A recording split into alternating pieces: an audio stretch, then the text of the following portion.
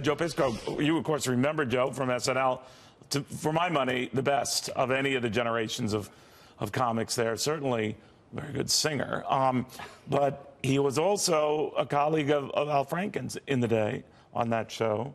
First of all, your reaction now to Franken stepping down? It's sad. It's tough to watch because as I came into SNL, don't forget, we replaced the original cast. And that was Billy Murray and that Chevy was like Chase. coming after Muhammad Ali. You could, right? Yeah. America's favorite television show.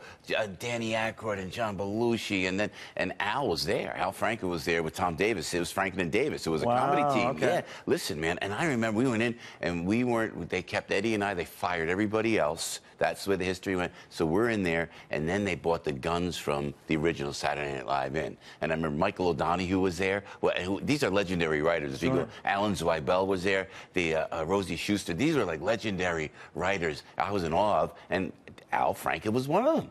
So, and then he was nice. He was nice to you. Yeah, I mean. So any of this stuff that came up with the pictures and everything else, what did you think? I never saw it. I was shocked. First, it's so surreal as I'm watching the monitor to watch. First of all, Al Franken became a senator. What? Yeah. Al Franken and Davis, a Saturday Night Live to a senator, and then now the groping, and there's no denial. That was just unsettling to me too. Like absolutely. So a lot of fellow comics who at the time said, "Well, this is years ago. It's when he was doing comedy. It wasn't when he was in the United States Senate." You say?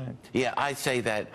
I don't know how any guy has the audacity to do that because I am like a dork. You know, and I am. We were joking before we went on the air. It's like I can't imagine being that audacious to be able to think that that's going to be okay, and it's wrong. And as a father of 3 daughters, I worry about that. But it's sad for me right now. So you don't have any pictures that could come out and compromise what you're saying right now. You're going there. I knew you were going there. I'm just curious. Did you notice I did the defense before you even made the accusations? I did. But where are we going with this? I mean, do you, as someone, you're in comedy. You've got a talk show, a very popular radio show. Yeah.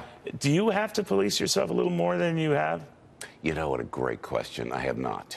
And I really have not. That's going to be a problem for you. On the air. And then I was on it. I was emceeing a big event a week ago, and there was a model there. Listen, Neil. And she came up. She was one of the presentation models. And I made a joke saying, "Hey, hi, you like old Italian guys, don't you?" I was like that. And I went, "Yes, I said it. Go ahead. If I run for office, just show it." Because I think we're getting a little crazy with it. Yeah. You could joke, but in a respectful way. But we said this before on your show, the pendulum is going way out of control, but it's time that happened, I think. But even if it does go way out of control? Yeah, it's out of control now, but it'll come back. But right now, it's okay. Was she annoyed, this particular woman, by what you said at this event? No, that's the funny thing. She laughed, you know? I was annoyed at myself that the joke came out, but you can't take the club... You really can't police yourself. You can't. You know, if you're from the clubs... Right. But it has nothing to do with groping. The groping thing, I don't understand.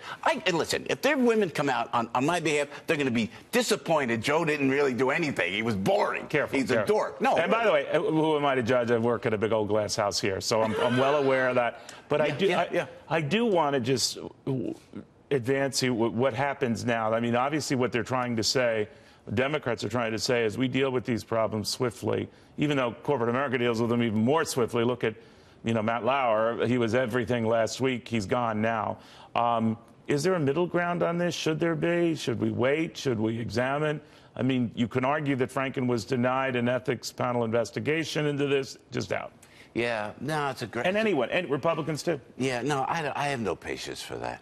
I have no patience for that. And only because... You wouldn't want to look into charges if they're accurate or not? No, because if they say, yes, I did that, then get the heck out. Then get out of there. But what if they deny it? Well, if they deny it, then you got to give them the benefit of the doubt. Okay. You really got to give them the benefit of the doubt. Roy Moore denies the charges against him. That's what this is all about, by the way. Roy Moore denies his. I know. I know that, and I think what's happening now is this is a setup. What you're seeing and what the Democrats are doing to go after. Gee, I wonder who they're trying to go after. What did you think of Franken going after the president? That guy sits in the Oval Office. So good. Listen, with respect, it's tough for me as I sit before you, Neil, because I have such respect and the loyalty and the family of Saturday Night Live.